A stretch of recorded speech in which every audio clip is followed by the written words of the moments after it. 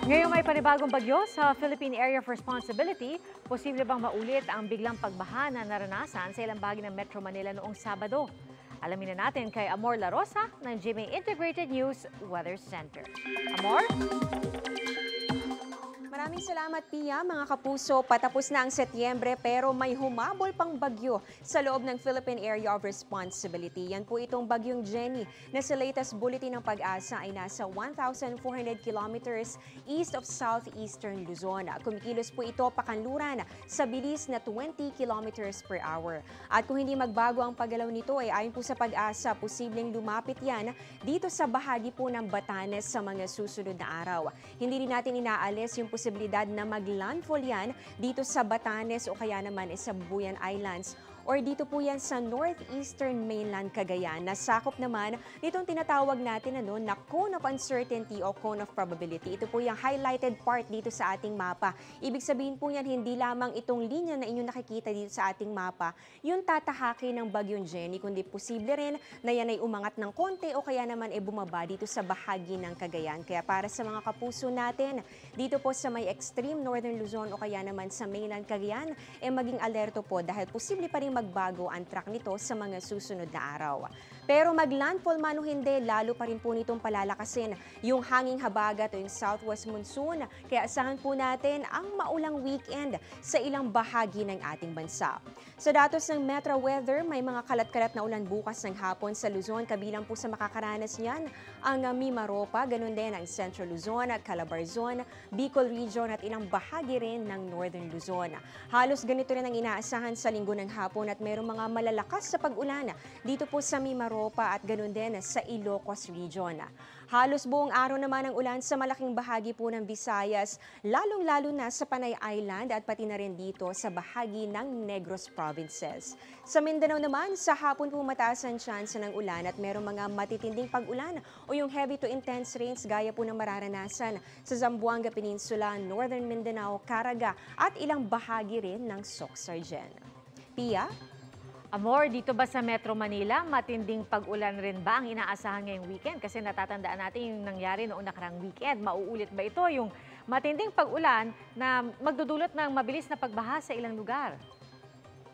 Yes, Pia, kung hindi natin inaalis ang tsansa na maulit yan, lalo't hinahatak nga nitong bagyong Jenny, yung hanging habagat. At itong hanging habagat, kabilang po ang Metro Manila sa naapektuhan yan ngayon. Noong nakaraang Sabado kasi ang nangyari, pinalakas ng dalawang low pressure area na nasa loob ng PAR itong hanging habagat. At mga kapuso, kapag malakas po yung hanging habagat, meron po talagang mataas na tsansa na mga pag-ulan sa mga apektadong lugar. Kaya rin po yung nagpabaha at nagdulot din po ng matinding abala sa marami nating kababayan, lalo't weekend pa naman yan nangyari. Kung titingnan naman natin sa Metro Weather, may tsansa po ng ulan bukas sa ilang bahagi pa rin ng Metro Manila, lalo na po sa hapon ay nakikita natin nagkukulay green at yellow dito sa ating rainfall map. Kasama po dyan itong bahagi ng Caloocan, Quezon City at ganun din ang Marikina. Ganyan din po sa linggo pero mas maraming lugar na ang uunanin at meron po mga malalakas sa pag-ulan. Kaya naman doble ingat pa rin mga kapuso. Posible po na malawakan ang mga pag-ulan pero syempre posible pa rin po yung magkaroon ng pagbabago. Kaya patuloy po kayong tumutok sa updates at advisories ng Pag-asa. At yan ang latest sa lagay ng panahon. Ako si Amor La Rosa. Ito ang GMA Integrated News Weather Center. Maasahan anuman ang panahon.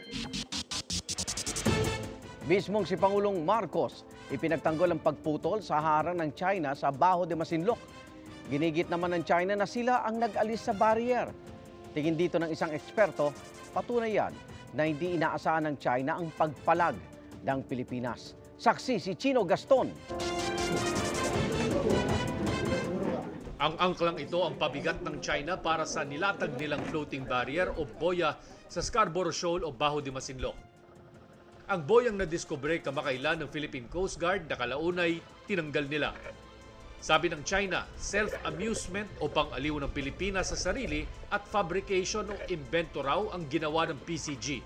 China raw ang nagtanggal sa harang at patuloy raw ipagtatanggol ang kanilang teritoryo. Kahit malinaw na nasa loob ng EEZ ng Pilipinas ang Baho de Masinloc at pinagtibay sa 2016 arbitral ruling na common fishing ground ito at di dapat harangan ng anumang bansa. Para sa isang eksperto, ang magkakaibang pananaw ng Coast Guard at Foreign Ministry ng China, posibleng tanda na nalilito sila sa pagpalag ngayon ng Pilipinas at baka maka-impluwensya sa ibang pang miyembro ng ASEAN na ang kanilang EEZ ay inaangkin din ng China. The Chinese are suffering from what you call cognitive dissonance. They cannot simply figure it out that the Philippines is opposing them. They are still thinking in terms of the time of President Rodrigo Duterte.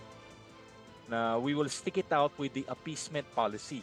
Sa aerial inspection ng Bureau of Fisheries and Aquatic Resources, wala na ang harang sa bukana ng Bahura. Nasa labas ang dalawang mother boat ng mga mangingisdang Pinoy. Pero sa loob ng Baho de Masinloc, nakaangkla ang dalawang barko ng China Coast Guard na nag-radio challenge pa sa eroplano ng BFAR. Indikasyong pati himpapawid ng Bahura ay inaangkin din ng China. Si Pangulong Marcos mismo, kumbinsidong dapat tanggalin ang harang na di raw niya maintindihan kung bakit inilatag doon ng China. Umiiwas nga tayo sa gulo, umiiwas tayo sa mga maiinit na salita, ngunit matibay ang ating pagdepensa sa teritoryo ng Pilipinas. Patuloy natin ipapagtanggol ang Pilipinas, ang karapatan ng mga fisherman natin. Kung maglalatag ulit ng harang ang China, may pagtitiyak ang PCG. In the next coming months, if ever that barrier will once again be in place, the Philippine Coast Guard will do whatever it takes for us to remove the barrier. Iginatwa ito ng mangingisdang si Arnel Satam. At kahit hinabol siya noon ng China Coast Guard, uulitin daw niya ang tangkang pumasok sa Bahura. Yan ang gusto ko talagang magagawa na paglaban ko yung karapatan namin sa pag-isda. Ayon sa Pangulo, nang tanggalin ang harang sa Baho de Masinloc, nakahango na roon ang mga mangingisdang Pinoy ng 164 metric tons ng isda sa loob lang ng isang araw.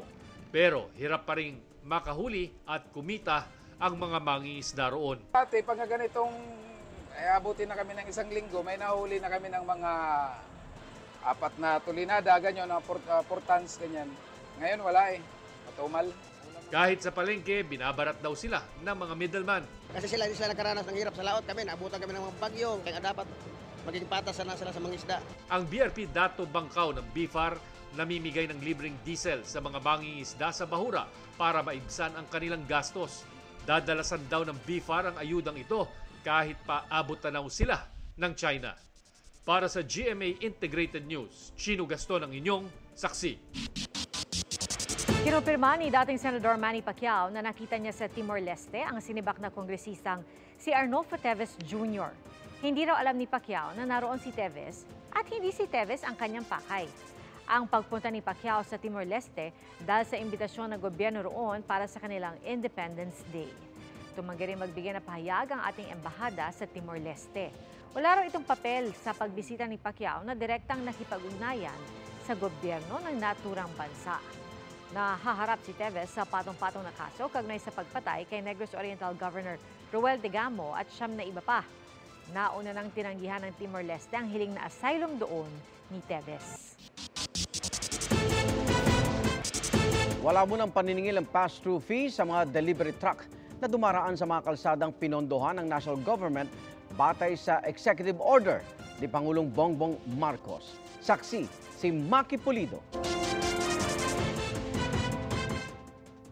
Tadtad ng sticker mula sa iba't ibang lokal na pamahalaan ang delivery truck na ito. Palatandaan ng mga lugar na pwede nitong daanan kapalit ng pass-through fees. Ang halaga, depende sa ordinansa ng lugar, na ayon sa Confederation of Truckers Association of the Philippines, ay dagdag gasto sa delivery na ayon sa kanila ay may epekto sa presyo ng mga bilihin.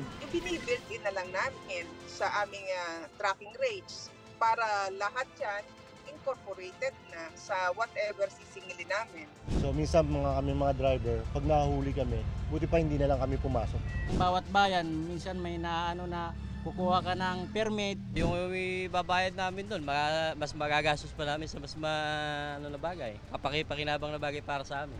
Kaya pinasususpindi ng Pangulo ang paniningil ng pass-through fee sa mga delivery truck alinsunod sa Executive Order 41. To ease doing business and to lower the cost of transportation. Kasi kung dire-diretso yung truck na makapunta doon sa pupuntahan niya talaga, mas mabilis, ibig sabihin, mas mura. ang magiging transportation. Makakatulong din ito para bawasan ang gasto sa pagluluwas ng agricultural products tulad ng bigas, ayon sa Grains Retailers Confederation of the Philippines, Inc. o GRECON. Pero dahil nasa local government code ang karapatan at otonomiya ng mga LGU na mangolekta ng fees, ang suspendidong koleksyon lang ay para sa mga kalsadang pinondohan ng national government tulad ng mga national highway. Para sa ibang kalsada, pinakikiusapan ng mga LGU na makisama muna.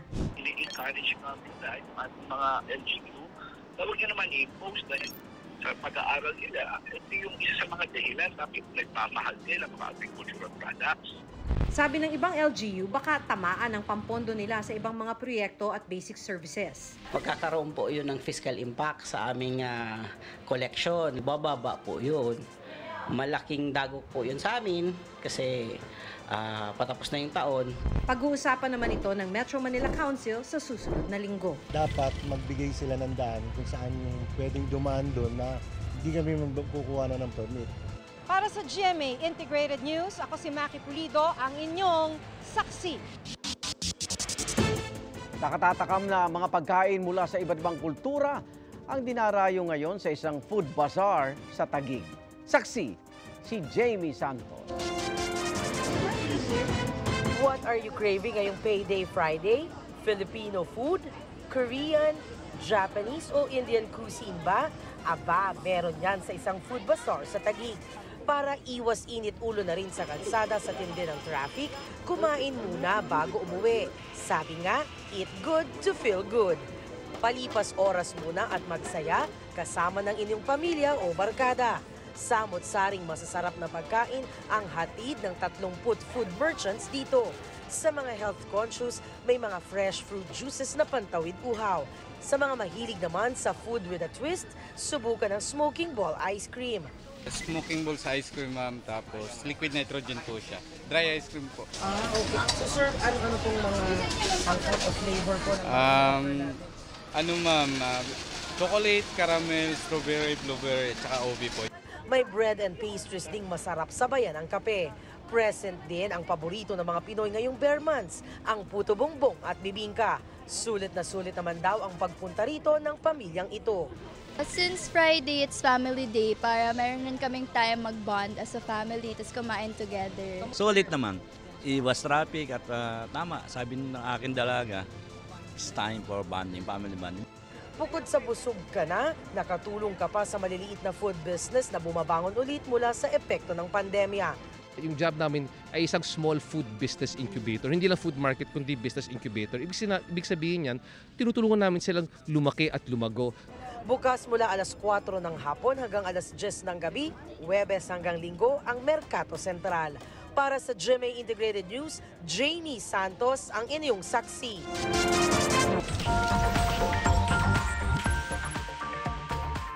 May member ng K-pop girl group na Twice na hindi makakarating sa kanilang concert this weekend sa Bulacan.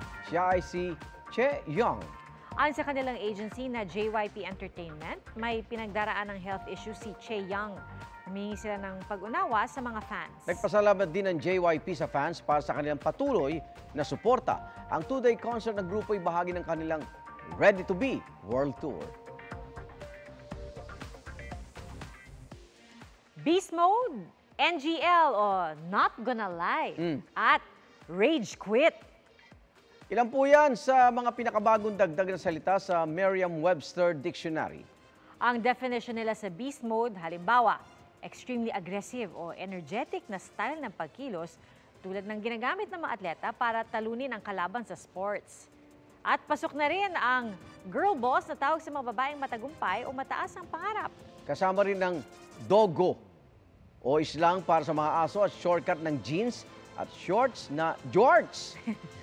690 words ang nadagdag po sa Merriam-Webster Dictionary para sa September 2023.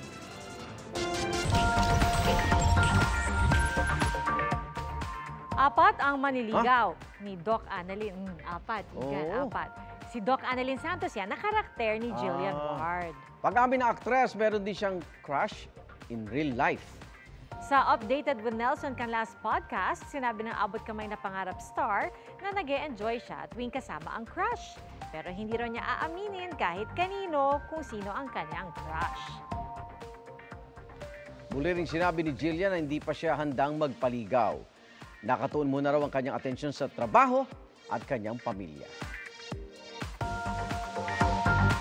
After 20 years, may bagong kanta ang iconic 90s boy band na NSYNC. Para ito sa isang animated movie.